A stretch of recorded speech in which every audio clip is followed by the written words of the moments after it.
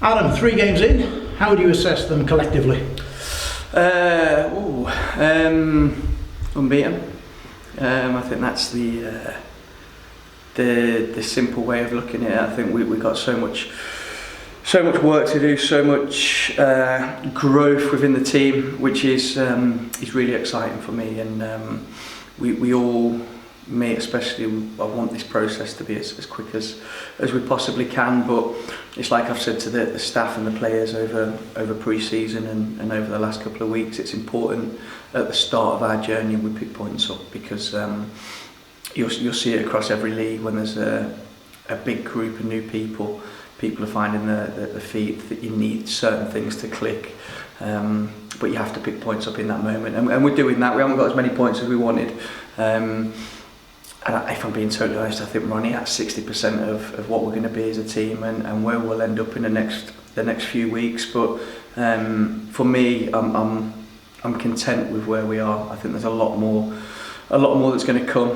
But for me, it's more excitement of what's going to come than where we are now, because I can see kind of down the road, just because I've been through this process before, so I understand how it goes. But I think in reflection of probably the last 2 games, if I'm being honest, I think it's when you, especially when I come and face you guys after a game, it's still with emotion, and unfortunately for the outside world, they don't have the privilege of sitting down with a brew and watching the game back a few times. And I'm one that when I do watch it without emotion, I like to look at the facts. And I think the situation we've played in the last 2 games will be our toughest situation, not necessarily our toughest games, but our toughest situation, with 2 teams, totally different styles, but 2 teams that just want to set up camp, and it's up to us to break them down, and that's the bit we have to get better at. We have to be better at creating more open chances. We put the ball in the box 21 times on Tuesday, and we have to have more end product than that if you're going to put the ball in the box that many times. I think we had 60% possession and hit nearly 500 passes, and them stats tell you have to win a game of football. So that speaks volumes in terms of where we need to improve, and it's a big focus for us. I think in the 3 games, Scarborough didn't have a shot on goal, Worksop had 1 shot on goal, and Oxford had 1 shot on goal. So we know where we're strong, and we know where we need to improve, and that's as simple as it is. So you need to be more clinical in the attacking third then, basically? I think, putting it simply, yeah. I think we need to, I don't know if it's, we had a good chat with the players this morning. I think there's, what happens at a big club, and let's be honest, we're a big club, there becomes an expectation which carries a pressure, which if it's not managed and not consumed right by the players, turns into a fear. Even at this point of the season, like we're 3 games into the season, but you can see what it could look like in 25 games time. You have to use that as an energy, and I think we need to free certain people up. We need to free certain parts of the way we're playing up, because we've put so much work into the structure and the team. It's a little bit cagey at the minute, and that's time. We need to break that a little bit and allow a little bit more flow, but that's part of the journey, and that will come. So ultimately I'm content where we are. I understand that there's a lot more work to go in and to come out, but to be at 60% and unbeaten and feeling in a good position, we're happy. You've told me previously you're going to rotate the squad to a degree. It's horses for courses, depending on what the opposition might have to offer. Is there any argument for playing a settled side early on so they get to know each other and patterns of play? There's arguments for everything, isn't there? I think everybody, the thing about football, everyone's got an opinion. Fortunately for me, I'm not one of these guys that goes away and reads and listens to, especially the way the world is, social media, because I could come back and give you 50 different opinions. For me, I've been successful doing what I do, and for me there's games where you have to rotate. I've also previously said to you guys that there's games where even if I want to rotate, there's times where you've got to keep people in the team because they need to build relationships, they need that flow. And the thing you guys probably don't see from the outside is we rest certain people on Tuesday because they've spent large parts of the last 2 seasons being injured. If I play them 2 games in 3 days and they get injured, people are saying, why are you playing them? So yeah, you can't win. But look, I'm more than content with my decisions and the way I go about the process, and I'll continue to do that. On to this weekend then, and aside from the fact obviously it's a double-header, 2 games in 3 days. First up, a trip to a club you know very well, AFC Fylde, and it could be argued this might, on paper at least, be the toughest game you've faced so far. Yeah, it's strange, isn't it? I think it's really strange because we obviously do our analysis on everyone in depth, and like I've just said there, the 2 previous game situations we have faced, I think, are our toughest. Not necessarily the actual opponent or the game, the situation in terms of what the opponent's looking to do. I think it's that's going to be our biggest challenge this season. In terms of opponents and ability of players and teams, I think this will be so far our toughest game over the course of the season. I think it'll be our toughest game in terms of quality, because they're a team that have just come down. Big expectations that they'll expect to go straight back up. A lot of resources. But what a great game. These are the games that I love being a part of. The players I think will really embrace this kind of game, because you've got 2 teams that want to win. You haven't got one team that is happy just to take a point. This is 2 teams that want to go and win, so I'm looking forward to it. We know it's going to be really tough away from home. They picked up a good result on Tuesday, and are starting to find their flow now as well, so it's all part of this league, and one we're looking forward to. Obviously you know the club well, and the workings of the club. What is it that makes them as good as they've been over the last few years? I wouldn't say the last few years, to be honest. I've got to be brutal with you. I think they spent a lot of time trying to get out of the National League North, a lot of resources, and then they finally get out of it, and we weren't successful in that first part of the season. I've got my reasons for that, but I'll keep them in-house. And obviously they came down again, so I think they had a big surprise at when they went up how tough the league was, the level was, and what was needed. But I think everyone at the club would have learned from that. I think that what gives them their drive is probably the chairman. I think he's a very passionate guy, and I had a great relationship with him and still do, and he wears his heart on his sleeve, but he puts his resources where his mouth is, and they can go out and sign, like they've signed an unbelievable player this week from Boreham Wood. They can sign top players, and that always gives you the edge. So it's a really nice club, good club, and it's going to be a really tough game. Does the fact, obviously they went up, came back down, Kidderminster Harriers went up and came back down, and other clubs have done the same thing actually. Does that illustrate that the gulf now between the North and South and the National League is wider than it was, 5 years ago? Massive. I don't think people understand how big it actually is. I think for me, I think I said in pre-season, the difference between step 3 and step 2, I don't think is massive. I think the teams that do well at step 3 will do well at step 2.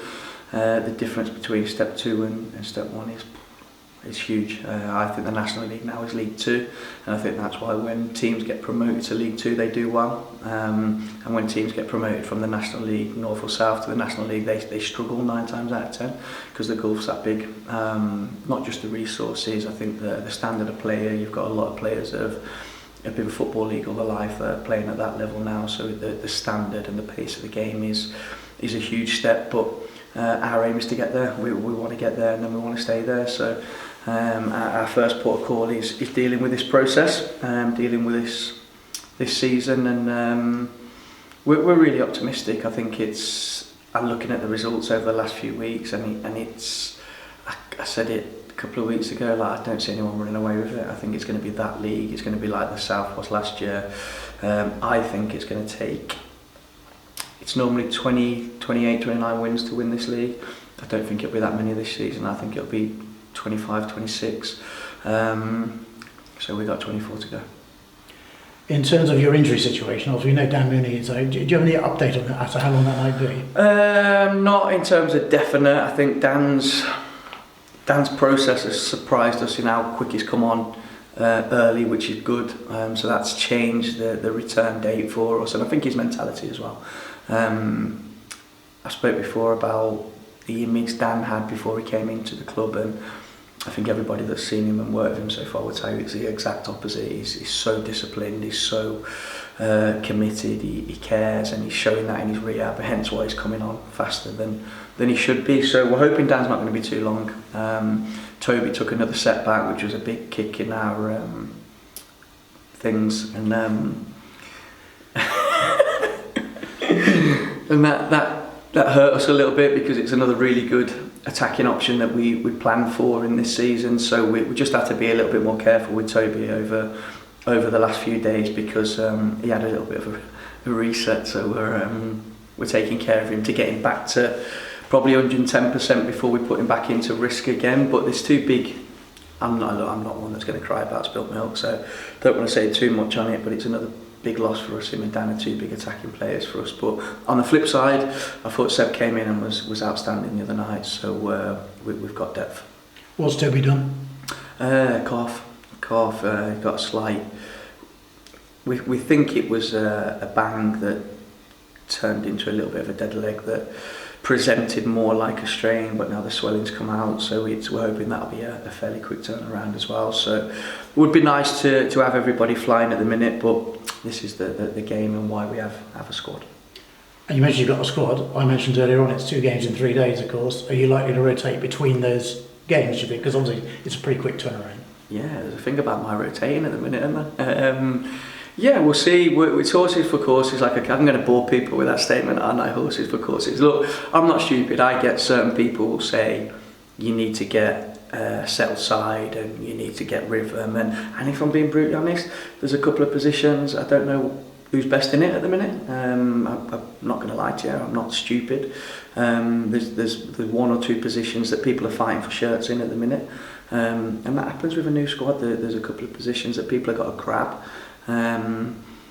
But if I feel like more for the time than the type of games that there'll be the weekend, that for any human being to play Saturday and Monday is a shambles really. But we'll have a look at it. But no, look, I want consistency more than anybody, and the ultimate thing to consistency is players keeping the shirt and performing to hold on to that shirt. That makes my decision for me, because if people are flying, then I'm the fool if I keep changing it. So I'm not stupid, but I think at the minute, in terms of the whole team at the minute, I want to see them produce the quality I know they've got on a regular basis, and to break free a little bit from a little bit of I'm not sure if it's tension, fear.